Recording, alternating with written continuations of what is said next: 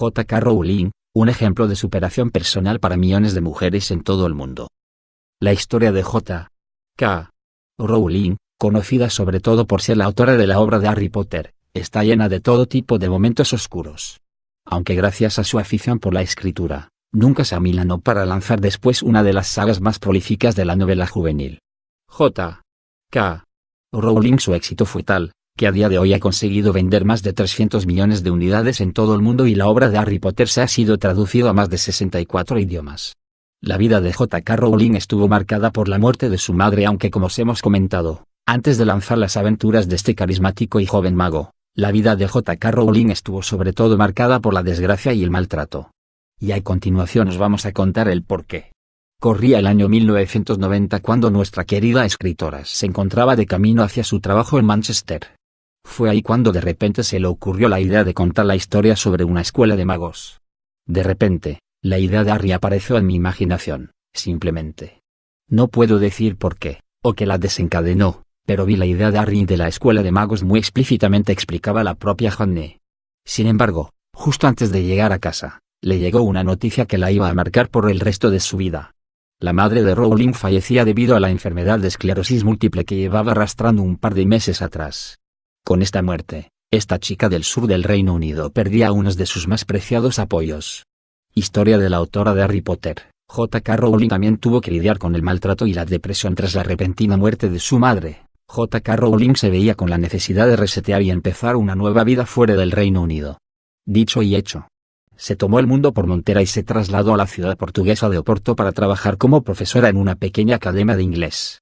Una vez asentada, pasaron los años hasta que finalmente conoció a un periodista con el que se sentía amada y querida tras el fallecimiento de su más que querida madre.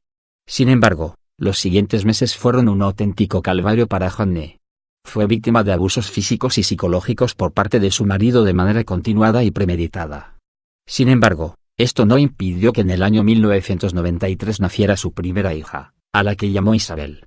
Poco tiempo más tarde, J.K. Rowling pidió el divorcio y rápidamente se marchó a Edimburgo, Escocia, para huir de todo ese infierno en el que se había visto envuelta.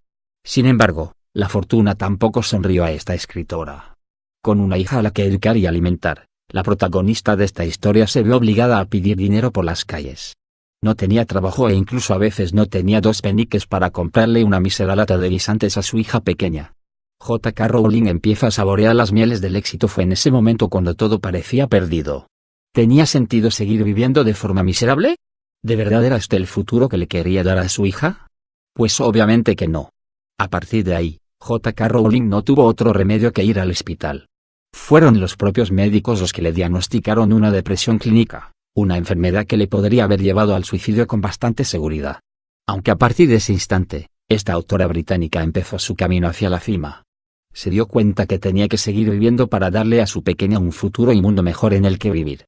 Por ello, mientras J.K. Rowling cuidaba de su preciosa niña en un café, empezó a escribir la historia de un joven mago que iba a ayudar a entretenerla antes de irse a dormir.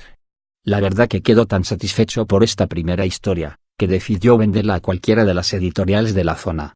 En primera instancia, fue rechazada por más de 12 de ellas. Aunque una aceptó ofreciéndole un contrato de $345 al mes por sus historietas. Y a partir de ahí, su ascenso fue meteórico. Todo lo escrito por J.K. Rowling tuvo tanto éxito, que sus ejemplares se empezaron a vender por cientos y después miles. Para que os hagáis una idea, sus últimos libros llegaron a vender más de 10 millones de unidades en todo el mundo en apenas 24 horas, hecho que lo convirtió en una de las escritoras inglesas más exitosas de este siglo.